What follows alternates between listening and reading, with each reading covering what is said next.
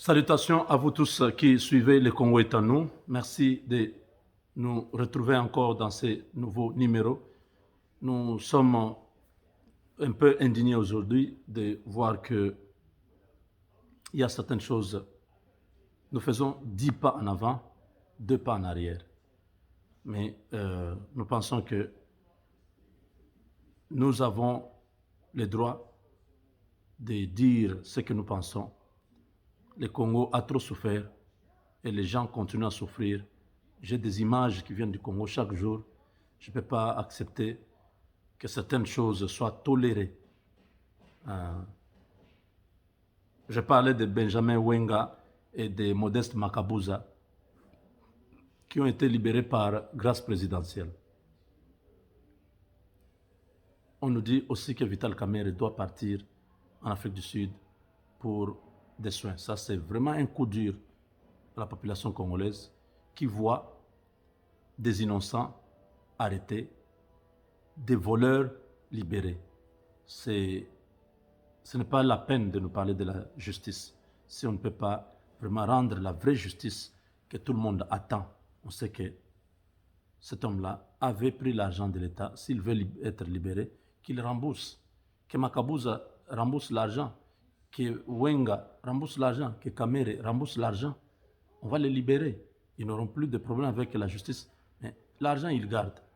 En même temps, ils demandent la libération. Ils prennent le peu qu'ils ont à corrompre, ils corrompent et ils sont libres. Non. Ce n'est pas possible. Chers amis, nous avons aujourd'hui reçu, depuis quelques semaines, je vous parle de l'armée rwandaise qui est sur le sol congolais. Beaucoup ne croyaient pas. Il y en a qui m'ont appelé, oh, la manipulation, il n'y a pas de Rwandais au Congo. Il y a des Rwandais au Congo. Depuis qu'ils ont perdu Kinshasa, depuis que Kabila est en fuite, ils ont dit, nous mettons toutes nos forces dans la bataille. Nous devons récupérer ce pays-là. Ou alors nous sommes condamnés à disparaître. Le Rwanda ne peut pas vivre sans les minerais du Congo. C'est le principe qui est là. Nous avons dit d'autres fois que les Tutsis qui sont au pouvoir, ils utilisent 3 choses. Tuer, mentir et voler. Pour leur survie, ils sont capables de tuer. Ne leur donnez pas des leçons de morale. Oh non, ils viennent à Beni, ils viennent tuer. Non, ils doivent tuer pour prendre les richesses-là et vivre.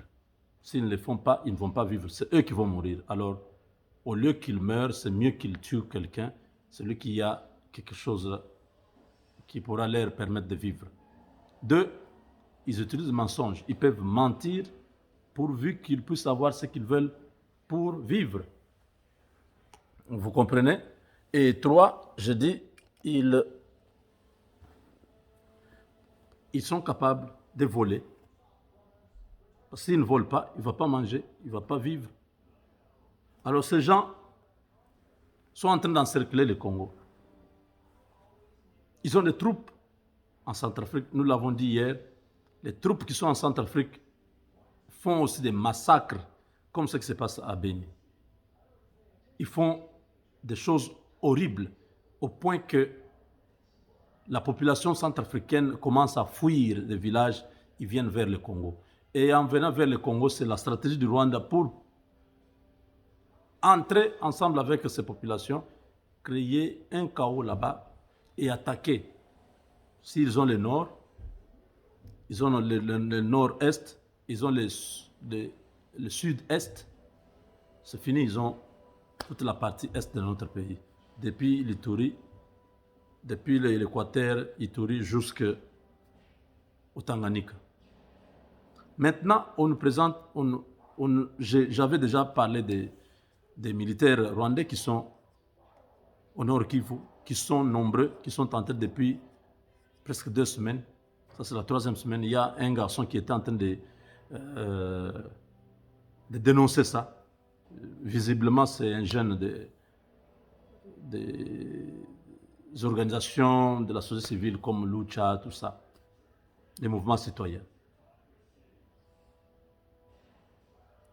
Et là, le message est arrivé. On nous dit, depuis ce mois de janvier, on voit l'armée rwandaise intensifier et étendre son emprise sur la province du Nord Kivu en vue de la détacher définitivement du contrôle de Kinshasa. Donc le Nord Kivu, comme Kamer est en train de partir en Afrique du Sud là, nous l'avons déjà dit, c'est un plan où ils vont aller s'organiser pour détacher cette partie. Ce sont des choses, des fois nous disons comme ça, quand ça arrive, les gens se rappellent que Moubenga avait dit cette histoire.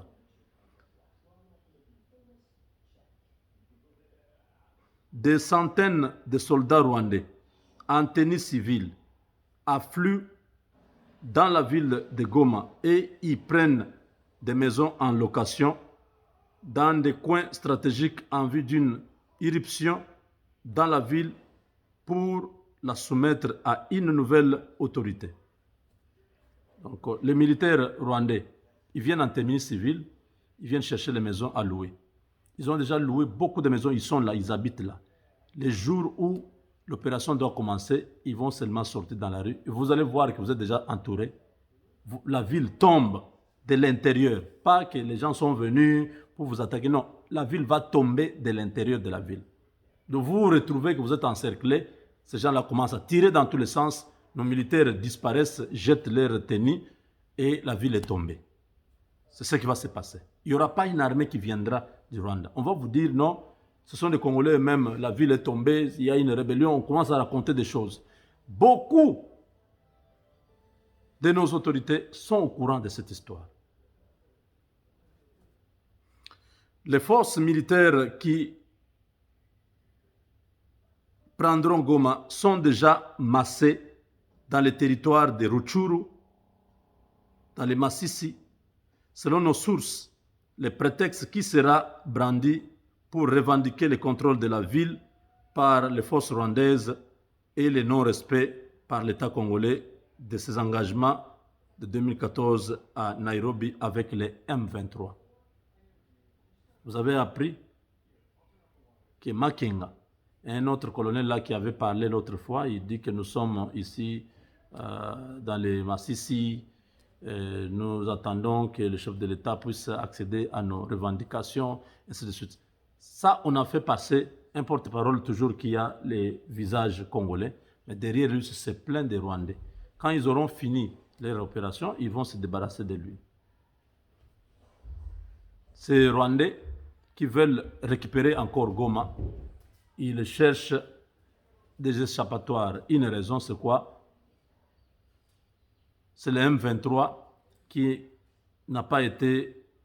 on n'a pas respecté les accords de Nairobi. Il fallait qu'on prenne encore tous les militaires rwandais là, qu'on les déverse dans notre armée.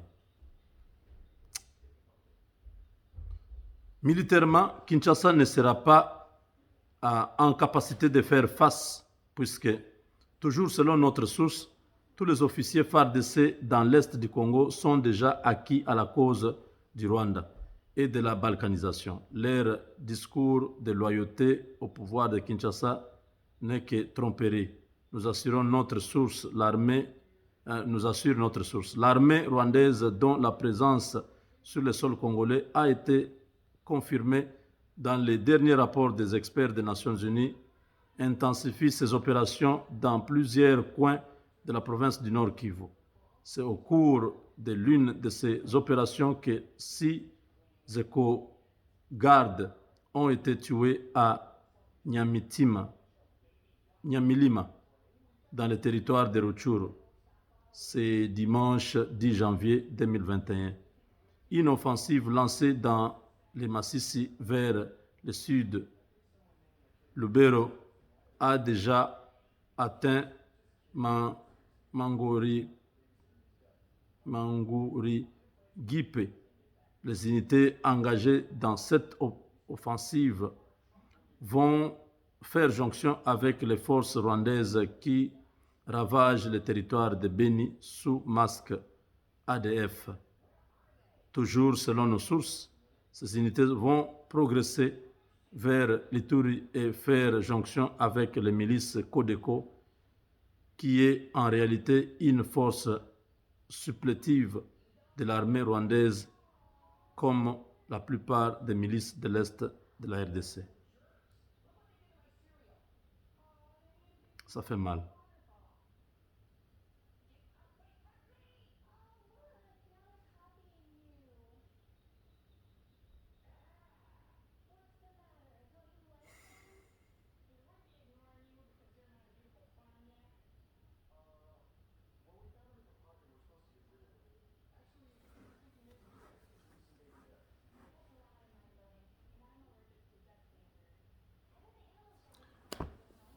On a déjà beaucoup parlé sur les propositions. Je ne veux pas me répéter ici, je vous donne seulement l'information.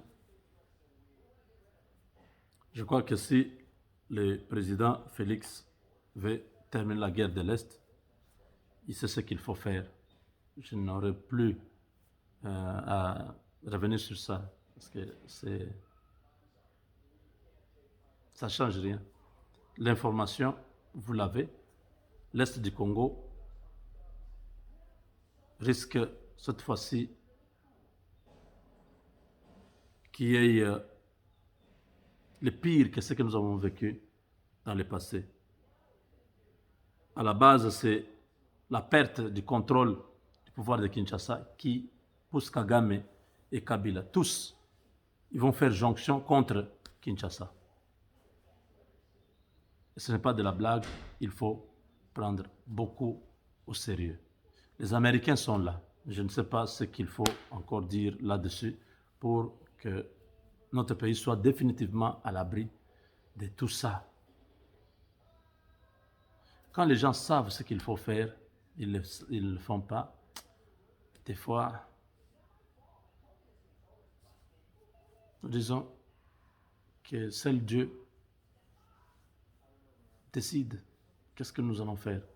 Je n'ai aucun moyen de faire pression sur le président. C'est lui qui engage le pays, c'est lui qui peut engager le Congo pour protéger le Congo, c'est lui. Mobutu à l'époque avait dit, s'il faut faire le pacte avec le diable, je le ferai pour garder l'unité. Mais Tshisekedi n'est pas obligé de faire le pacte avec le diable.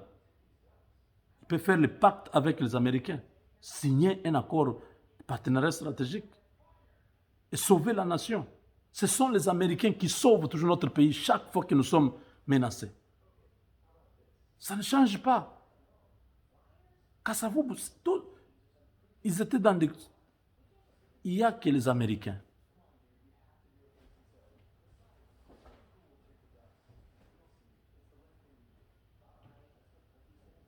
Je ne sais pas.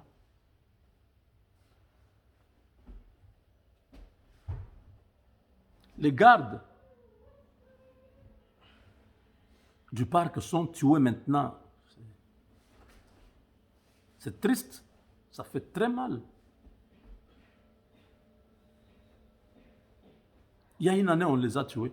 On a encore massacré. Il y a beaucoup, mais on vous écrit 6. Si on vous dit le nombre exact que les gardes qu'on a tués, ils étaient en pleine patrouille, on les a pris en embuscade.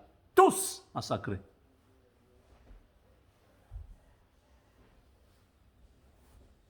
Et ceux qui ont massacré ont laissé un message. La société civile connaît qui ont tué. C'est l'armée rwandaise. Ils ont laissé un message. Les ADF, je vous ai dit que Kagame a pris des réfugiés en Libye, il les amène, on retrouve beaucoup au front. Il faut quoi pour arrêter tout ça? Il faut laisser ce pays-là disparaître? Non. On attend quoi? Le président, vous attendez quoi? Les sources militaires vous disent, il y a les Rwandais. L'ONU vous dit, il y a les Rwandais. Pourquoi vous ne coupez pas cette relation et chassez cet ambassadeur, appelez notre ambassadeur, rentrez au Congo? Pourquoi? Pourquoi vous attendez? Pourquoi vous ne voulez pas réunir le Parlement en congrès, prendre une décision d'aller en guerre? Parce que c'est le président qui envoie le pays en guerre. Nous n'avons pas une armée qui pourra tenir, certes, mais nous avons des alliés, nous avons des pays amis. Pourquoi nous sommes membres de la SADC? Pourquoi nous donnons nos contributions dans la SADC si, lorsque nous sommes attaqués, les autres membres de la SADC ne peuvent pas nous aider? Est-ce que ça, il faut quoi? Parce que quand vous déclarez la guerre, effectivement, la guerre va commencer. L'armée rwandaise viendra. Il va amasser ses chars, ses blindés, tout à la frontière. Et notre armée va aussi faire la même chose. La population sera terrée à la maison. Parce que ça va tirer de tous les deux côtés.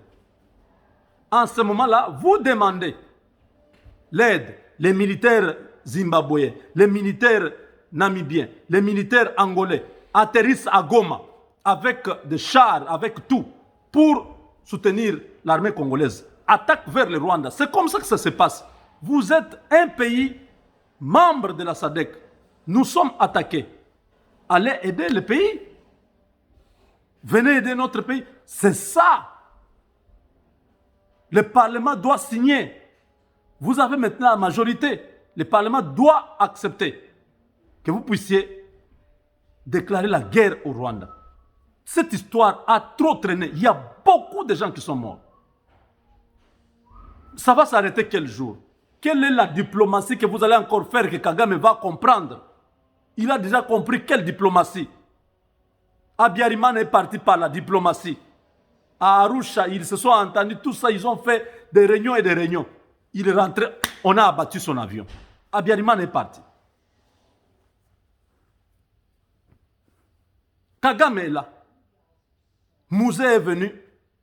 Quand Mouzé a dit rentrez chez vous calmement, sans la guerre, sans quoi, ils ont refusé. Ils ont dit toi tu nous chasses, tu verras. Nous allons mourir avec vous.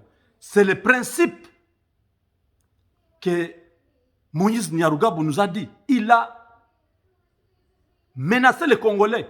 En face comme ça, il nous a menacés. Il a défié tous les Congolais. Il dit,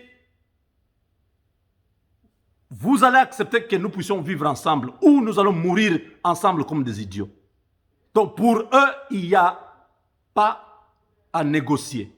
Ou vous acceptez que les Rwandais continuent à avoir ce qu'ils veulent au Congo, qu'ils puissent continuer à avoir les droits au Congo.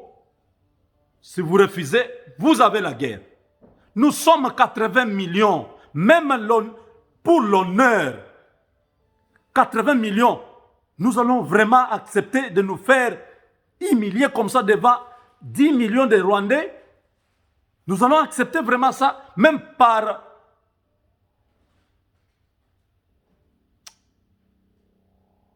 Pour l'honneur, pour la dignité, l'orgueil d'être Congolais.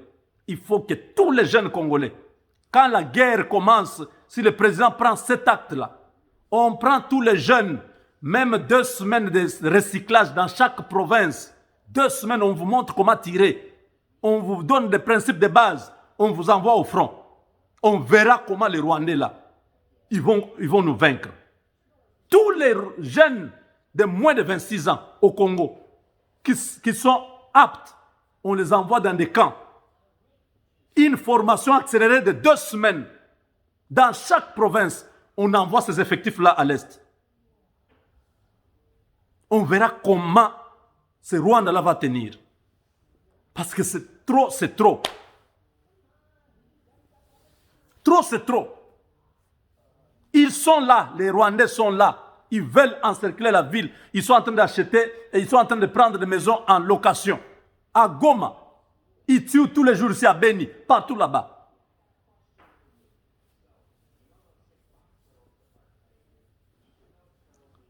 Mes suggestions ont été déjà données plusieurs fois. Ne me dites pas. Mais aujourd'hui, j'ai proposé que le président prenne les partenariats stratégiques. que les Américains puissent s'engager à mettre notre pays sous sa protection, que nous soyons un protectorat américain. C'est pour notre bien, notre avantage, nos biens seront protégés. Nous allons partager avec les Américains. Ils viendront, nous allons vivre bien chez nous. Nos enfants vivront mieux. Partout où les Américains sont partis, ils ont protégé ces nations-là. On n'a jamais vu ces Américains-là prendre ce pays-là, amener en Amérique. Parce qu'il y a des gens qui ont la souveraineté du pays. Ce qu'on nous fait là, vous acceptez ça? Mieux vaut les Américains, ils nous protègent, nous vivons bien, notre pays se développe, que refuser les Américains, continuer à souffrir comme ça avec une armée qui est désorganisée, faible, qui ridiculise le peuple congolais, corrompu jusque... Non. Deuxième option.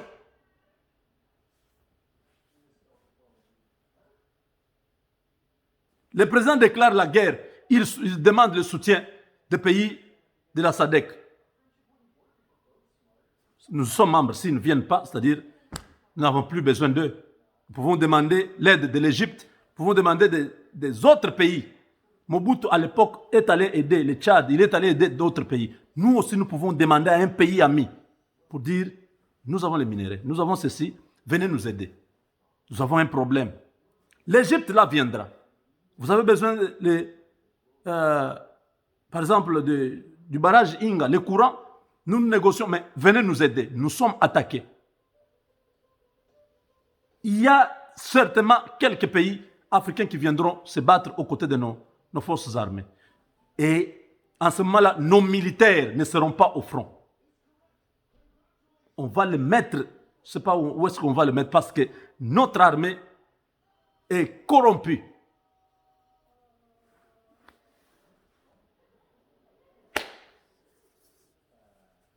Babele mwana wa muntu omufu wateleje kabuluku kafo kambila.